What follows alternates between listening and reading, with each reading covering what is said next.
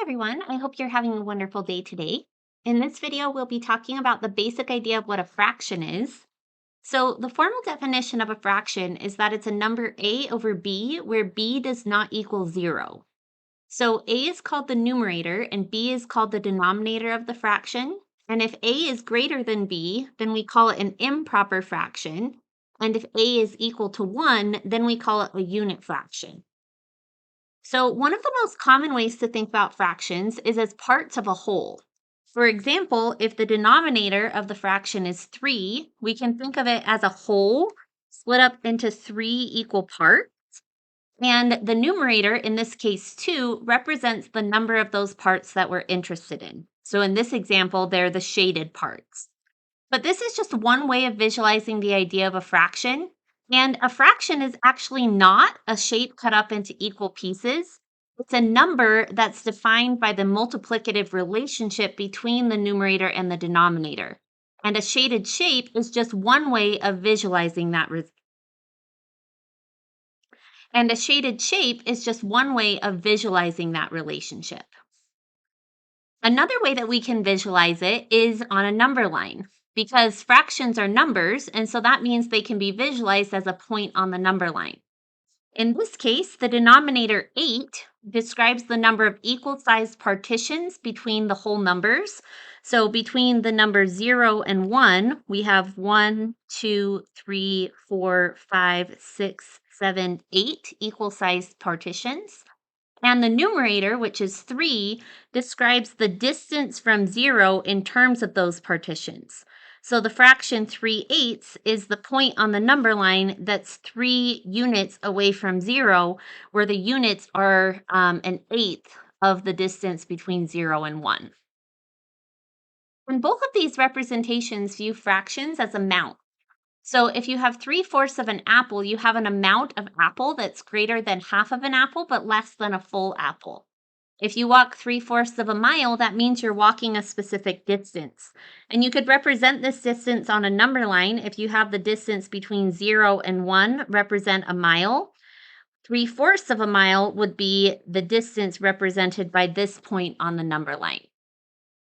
And if you wait for 3/4 of an hour, that means you waited for 45 minutes because 45 minutes is 3/4 of 60 minutes.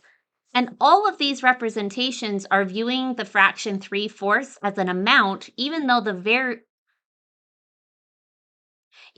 units or the type of amount may vary. So fractions can be seen as amounts, but fractions can also be viewed as a process. So, in your reading this week, the authors of our book suggest introducing fractions as an equal sharing problem. For example, you may ask your students how much pizza each person would get if you had 2 pizzas that were shared equally with 7 people. And our book describes several different approaches students may take to solve this problem.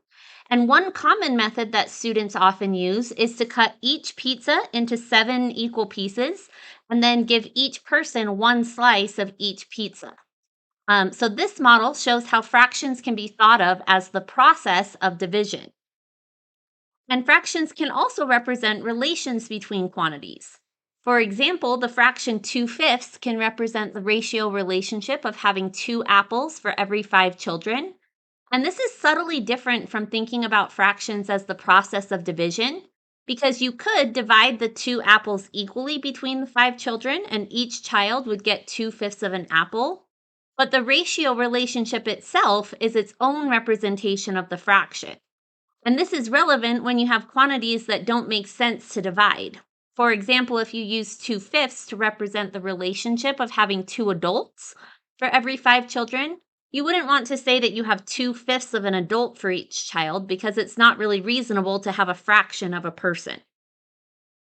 So to summarize, fractions can be thought of as parts of wholes represented by shapes, or they can be thought of as points on a number line, or they can be viewed as amounts with any type of unit, whether it's miles or hours or pizzas or whatever type of unit you want to use.